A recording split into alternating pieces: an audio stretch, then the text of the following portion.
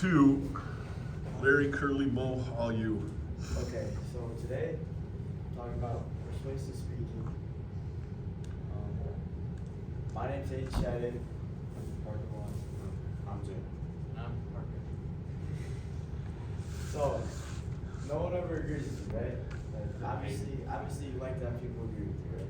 So, let's say you're arguing about who's the best basketball player of all time. Michael Jordan. Michael Jordan. Right? You have to build an argument to prove who's better. 6 championships. And that's what. Never lost a championship he was so involved we're gonna in. teach you through this presentation. What's the argument? There's nothing to argue. Yo, Michael Jordan had better teammates, we all know that. He played against UConn. You push Q-tips in too far and it does damage, so you just be quiet. Who has the most all-time points? What? Who has the most all-time points? So, LeBron's been in the league. Dude, he's been in the league since 1905. He's Alright. 80 years old. A persuasive speech is meant to influence audience members' attitudes, beliefs, values, or behavior. This is done by appealing to some combinations of their needs, desires, interests, and even fears.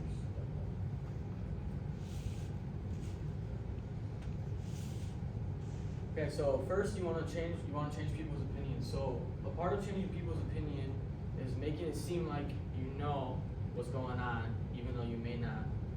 This It's is all 90% of BS. everything on social media right now. When you want to avoid logical fallacies, which is basically just lying, like way Give me an lies. example, logical fallacy. I love that term. It's a great word. Logical fallacy. I was trying to tell you I made it to school on time, or why I didn't make it to school on time. And I was like, well, I showed up at 8 o'clock, but I had someone talk to me in the parking lot, and that's why I was 5 minutes late. I'm stretching it. Yeah. I think the most common one is my dog ate my homework. I think that's a great example. Sweet. I've used that a couple of times. Question though there, if you're gonna go out and change people's opinions, can you do that with religion and politics? Well, you can convert people from being like atheists to believe in God, so there's no reason why you Wow. wouldn't be able to. Seriously? You don't. I'm go sure you into it- could if you really tried hard enough. You Well, I don't go don't into know. it trying to change your opinion. You go into it to plant the seed. And that's what eventually changes it. And that's what I mean- politicians do anyways to get people's vote, is they try and persuade them. That's a whole different argument for a different day. My question is, when somebody believes and it's a moral issue, like abortion, and they are dead set against it, when you get into that, to be able to come in and try to change their opinion is tough. I could see showing them both sides and maybe educating them, but you can't always go in and go, I'm gonna change their opinion. You set yourself up for loss. But I like the goal. Okay, so then you want to set modest goals. So you want to use personal anecdotes. What? Antidotes or An- anecdotes? Anecdotes. Persuasive appeals like logos, ethos, and pathos. Oh, Then you want to establish credibility and use personal relevant topics. back up. So give me an example of personal anecdote.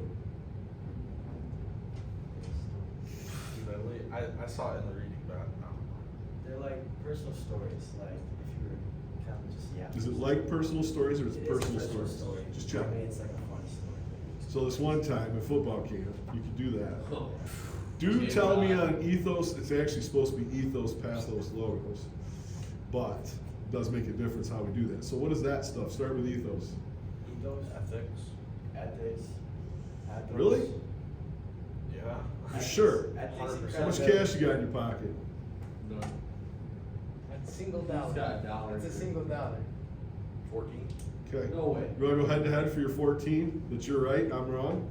100% right. You're 100% right, it's ethics. It's ethics. Ethos is ethics. Give me, you're Appealing to somebody's ethics. That's what our Here's the English character. teacher says. So you put that $14 on it? So let's do this. Go through it. Ethos, go to pathos. What's pathos? Pathos is emotional appeals. Personal. Like you appeal to someone's emotion. And then what's logos? Logic, facts. Give me an example how you'd use that. Of which one? Statistics. You're doing a speech. How do you set that up? How do you set it what? Like which appeal? All of them? Or just You gotta use all three if you're gonna do it right. All three, so you would give them a personal anecdote each, really. Except for logos, you can't really give them logos. But if you were to give a fact, so you can't argue with facts, so you give a fact, and the ethos, you would do some type of credibility, so some scholarly person saying that graduated from Harvard or something. And then you talk about pathos, so something like this, some emotions like that. Ethos is here I am, this is what I'm about, I'm establishing my credibility. Pathos comes along with, this is what I need you to know. Logic, logos, gets you how to apply this to your life. If you decide to do the extra credit with mine, I live and die by those three things. I get the audience first 10 to 15 minutes just to get to know me and buy into me, not what I'm saying. Then I tell them what I'm gonna say, then I tie in why you should believe what I'm saying. It's a huge, huge benefit if you can work those three together. We go more in depth about it later. See, now credibility, you guys could have said, you read the chapter 3 times, you looked up some other sites, you did this, this, and this. What is a personally relevant topic? Something that's relevant to yourself. And to your, Okay, for instance, give me an example. to your audience too. What's relevant to me is like anything that I've ever done. Like I don't know how to explain it, but Let's put it this way. Would you say your dad's a rockhead? he's an idiot. Is that the No, same he's a thing? rockhead, not an idiot, very intelligent man. But he can be a rockhead when he's stubborn. So you want to go in and find a way to borrow the car, have him pay gas money, and give you money to go out with your buds. You're going to use that to try to persuade him. As you come in and try to persuade him. That would be a personally relevant topic, something that you did. One of you guys may have a problem with a teacher in a grade. You're going to go in, talk to the teacher, that'd be a personally relevant topic. I only speak about stuff that's personally relevant to me. If it isn't, I just turned the gig down because they wanted me to do something else and I said I can't do it. So, you're close. You skimmed the chapter. Alright, so persuasive appeals, we got logos, ethos, and pathos, which we just talked about 2 minutes ago. Logos is appeal to reason, so facts, percentages, numbers, stuff like that. Everybody in here knows all of it. Ethos, appeal to character, so it's more like the speaker's demeanor when they're talking. So if you're watching Mr. G do a speech, then you base kind of your ethos, your opinion off of him, off of his credibility. which we You go- get them to buy into you, We go into that period. like a lot in the ethos, later in the repetition as well. Pathos is a pure emotion, so values. I also read that the repetition in parallelism, so it's like can't really explain it, but repetition apparently helps you persuade people. So, Can you give me an example how you do use repetition in a presentation?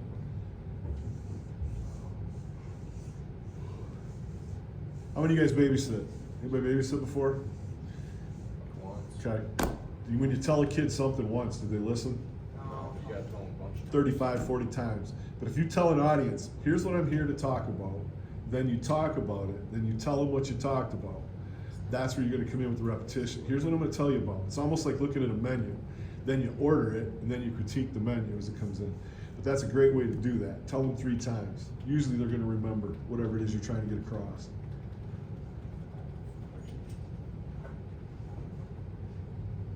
Okay, so needs and motivations. To win over an audience, you have to appeal to their motives. Motives come from needs and desires that you seek to satisfy. By convincing the audience there will be a reward if they take action, you are appealing to their motives. How'd you guys do that today? What are our needs that you're fulfilling? To persuade people. yeah. Okay. How to learn how to persuade people. So as you lay out at the audience, pick somebody out, why they would need this and what they would need this for. Maybe Jared needs to persuade his mom to give him something or to do something for him. Like maybe he won't get home tonight and she needs him to do the dishes. So maybe she does the dishes for But your mom's Jared. not here to listen to your speech to know how to do that. He is. Yeah, so he's gonna tell his mom what he needs her to do for him. Boy, that's on a spider thread. Taylor, what do you tell me now? So these are the hierarchy of needs. Starting at the top, we have self-actualization. This is appealing to listeners to need to fulfill their potential. Next is esteem, to feel good about yourself, or emotional benefits. Next is love and belonging, to find acceptance, have lasting, meaningful relationships. Next is safety, appeal to safety benefits. And last is psychological, which is basic needs such as food, water, and shelter. So how's that tie into persuasive speaking? So each of these is based off of an audience's needs and motivations. So if I'm trying to persuade every one of you should climb a mountain, what happens to safety? Well, you would probably reassure, but you probably wouldn't talk as much about safety if you're trying. Oh, really? Like not roping in, using crampons, ice axe, how to do ice arrest, how to do crevasse rescues, and different things like that? Now you just tell them about how great of an experience it Yeah, was like that when you get to the top. If you're safe, you gotta still talk about the safety stuff. Well, yeah, but, so this is where it starts off, so it's kind of like one of those things where if you get one, you can knock it down, but you can't get this one, You guys went through all 5 of those before you did this? I'll follow it up. For your presentation today, because you're trying to persuade us. We're informing. What? Informing? Well, you're doing persuasion. Yeah, we're You're informed. informing you about persuasion. Okay, well, how's that tie in? Every persuasive speech has to have self-actualization, esteem, love and belonging, safety and psychology. Physiological. I don't see you guys giving us food, water, and shelter. How's that tie in? This is a, I smell smoke. Those brains are working overtime all of a sudden. Is this just something you thought it looked cool in the chapter, or does it apply? it applies. How? It's based off of how we persuade people. Okay, I don't see it. That's why I was hoping you'd explain it to me. Just telling people about persuasion is different from persuading them. Okay, so you're doing an informational speech on persuasion. Yeah. It's not.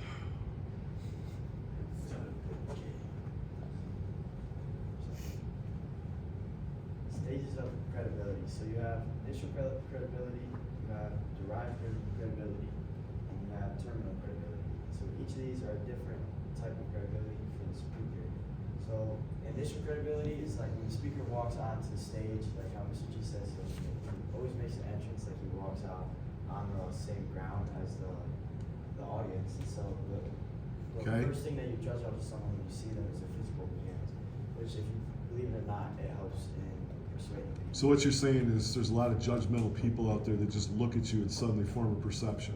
Yeah. Well, we all do it non-consciously. So when I was speaking in Dallas and I walked out with a Pittsburgh Steelers jersey on, was there a lot of love from the audience for me? No, I got people booed. probably toned you out. I got booed. It was hilarious. Then I put my Steelers hat on just to irritate them more. I got a standing ovation when I was done. I did it to provoke them. What's the next one? Derived credibility, quality, skill, message. Explain. This is about the information you're presenting.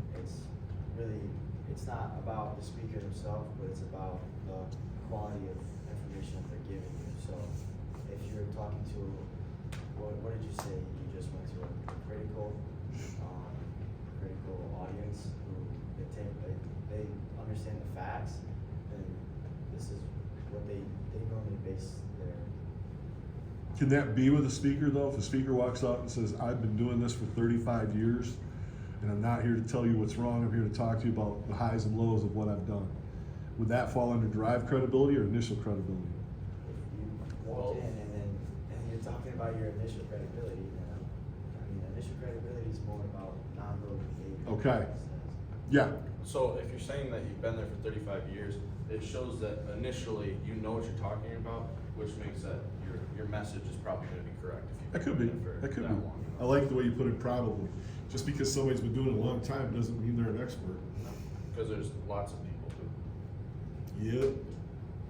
And terminal credibility is the strength of the, you know how essays, you got the nail on the hammer. That's basically what terminal credibility is. So it's the audience's lasting effect of the speaker's conclusion, so how they feel when they're walking away. So, Okay. total argument. So now we're talking about constructive and persuasive speech, which is another half of the chapter that we have. Steps involved, you have your attention getter, so it's a lot like an essay, which I say in the next slide, but it's an attention getter is what you start with, so we all have realized that we have to start our speeches with an attention getter. What was your attention getter today? It was about needing to win an argument. Draw everybody's attention. Did you guys get ready to just freak out, do backflips, throw Skittles and rainbows and unicorns? Okay. I love it. Good attention getter. Pulling you in. So, claim. You have your claim, which is basically what your whole argument is about. Your evidence, which is the stuff backing it up. Counter argument, which is sometimes there's one-sided counter argument and there's two. One-sided is when you only give the other side's argument and you don't really talk on it. And two is when you give the other side's argument and then you kind of argue against it. If I know my parents are going to say no, and I'll never forget this because I knew I was going to get grounded because I snuck out of the house and didn't come back till 4 in the morning. So I was grounded for a week, which meant I couldn't go roller skating Saturday. So Saturday morning I walked in after the football game, talked to my dad about the game, and then Mom walked in and said, I need to ask you guys something. I know you're going to say no, but hear me out. I know I screwed up last weekend. I was irresponsible, whatever. If you'll trust me this weekend, I will be home by my curfew at 12 o'clock. But I mean, teenagers are set up to make mistakes. I was grounded all week. Can I please go roller skating? Because I knew they were going to say no. I told them what I did wrong. I'm trying to take away their argument before they throw it in my face. I love counter arguments. Beat them before they can even throw it. What did they say? That's the use of counter argument. They're used a lot in persuasive speeches, so there's no argument against yours, or no other argument against yours. You use your appeals, which would be, and this one's pathos because it's appealing to your emotion. Then you use your call to action, which is the nail in the hammer, which is what the audience walks away with.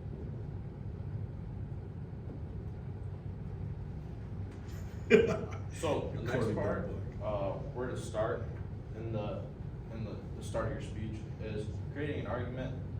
Is a lot like creating an essay, and the fact that you need to make a claim and provide evidence to why you're credible, and explain warrant, which shows why evidence supports the claim. So everyone remembers the TICA paragraphs, right? You have your topic, introduce, quote, and then analyze. The topic is the claim, the quote is the evidence, and the warrant is the analyze. Nice tie. That's a good tie. Do you have a question, Ty? Oh, no, I was just saying everything. Okay. Okay, so then you want to identify the claim. So there's three different, like these three right here. So claim of fact, claim of value, and claim of policy. So claim of fact is basically where you can give like something that's true or false, with like two different issues. It's like it's like an issue with two or more answers. The answer could exist or not exist. It doesn't really matter. And then the claim of value is issues of judgment. It could be right, wrong, good, bad, worthy, or unworthy, but it has to be more subjective than the other ones. And then claim of policy, specific course of action, word should or must will appear. Claims of value are extremely hard to argue. It's extremely hard. Policy you can bitch about all day. Not a big deal. Facts can be backed up. I refuse to argue values, try to persuade. Why is that? Because some people just think one way. And will Some always people are do so that? close-minded, Xander, they won't hear a damn word you're saying. And I think of some of our greatest wars have been over religion. Well, it's still going on. You guys are following Lebanon. Some of the deals that are going on over there and stuff. It's so much over religion that just drives me insane. People aren't going to change their minds because it's what they believe. And they're scared to death that if they do change their mind, everything they lived for was nothing. So I can't argue ignorance. Do you think part of that is just the people before them that like have said that and engraved them in their mind? Oh, absolutely. Yeah, absolutely. If you grew up with a parent, say from the day one, Republican, Republican, Republican, Christianity, Christianity, Christianity, by the time you're your age, that's tough to change. It's ingrained. How do I do that? A lot of people are afraid, though, to look at the other side because they're worried that they're wrong. Convincing evidence. Using convincing citing secondary sources, so this is, again, personal anecdotes, so, personal stories that you have, to explain to the audience. Testimony, which is basically like a personal anecdote, facts, stats, narratives. Basically all the same stuff. You offer your credibility as evidence, so Mr. G, how long have you been, doing what you do? Teaching 35 years, speaking nationally 12 years. 12 years speaking naturally, so if you walk out and you offer your credibility as evidence to back up your argument, again, like you say, if you've been doing something for a long time, typically you know what you're doing, so that backs up your credibility. And offer evidence appealing to audiences' needs and motivations. So we already went over this, but when you use convincing evidence, you want to appeal to the needs and emotions, which is. See, I think a great persuasive speech would be why senior skip day should be required. Does that apply to you guys? Does that appeal to your audience? To two of our audience members. If you're all seniors, it does when you look at it. But you guys, most of your underclassmen when you look at it.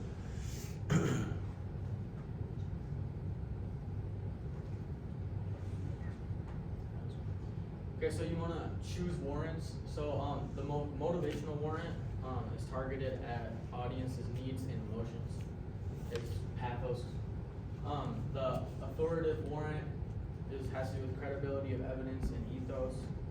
Substantive warrant, audience's faith in speakers, factual evidence, which is logos. Motivational warrant. I had a used car salesman try to sell me a car 2 weeks ago, telling me how good I would look in this car. I'm 60 years old, married with 3 kids and 7 dogs. You really think how I care what I look like in a car? And I'm like, talk about a miss. Well, those car salesmen, they use the same trick on everybody. Absolutely. They go to school for this stuff. They get you saying yes, yes, yes. Hey, you want to buy the car? Your first initial reaction is to say yes. But I'm just like, he couldn't have missed bigger with me. I want good gas mileage and reliability with no repairs. I guarantee it works with 1 out of 3 people though. Oh, some people will take that. Yeah. But actually what he's saying, without that car, I don't look good. You can take it. You could take that as an insult too if you wanted to. So you call me ugly? Well, I don't have this car. You tell me I look good in the car. That's only if I'm in I want to be a jerk mood. So your warrants are your analysis, is what I said, and that's when you ask me where you want to use your emotional appeals or any appeals, this is where you use them. You use them in your analysis of your argument. So when you claim your evidence and then you explain why your evidence is like it supports your claim. So you use pathos, ethos, or logos in a way to say why your evidence supports your claim.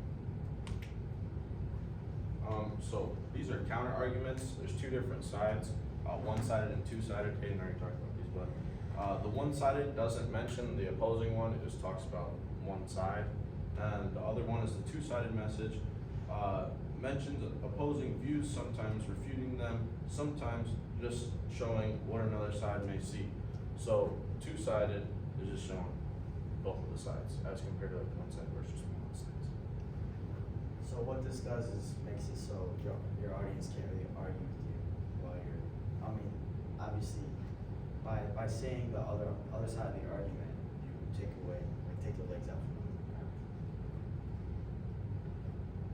Additional, so this is other stuff we found in the book that is sort of helpful. So you avoid fallacies, which I said earlier, because they can weaken your credibility if you get caught on it, and it's also just not good to lie.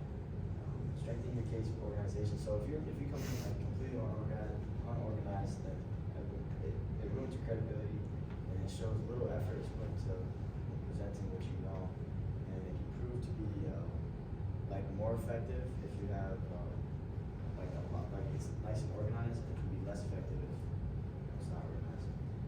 When you have your problem solution pattern of arrangement, define the problem, explain why it's a problem, and then offer a way to overcome it, which is like, it's kind of the same thing as tell them what you're gonna teach them, and then tell them what you just taught them. So yeah. So use these tactics and see the outcome of persuading people. Any problems in the 3 of your lives that you could apply persuasive speaking to right now? Whenever I need gas money, well, my car just broke down today, but whenever I need gas money and I'm trying to persuade my mom, I usually tell her that I have less miles in the tank than I have, so it forces her to give me money no matter what, which kind of ties into the lying factor. I was just gonna say, logical fallacy at all, maybe? But it's not a bad thing. So if or you're bending the truth. What's the difference between bending the truth and lying? they're the same. Oh, thank you for the honesty. But Did she fall for it this can- still? It can be a good thing. Yeah, you tell her that you have less malice than you actually do, but you can lie to people to still persuade them and get them to do what they need to do. Once they find out, your credibility's trash. Yeah, but not if they don't find out. Oh my God. High risk, high reward. That's it though.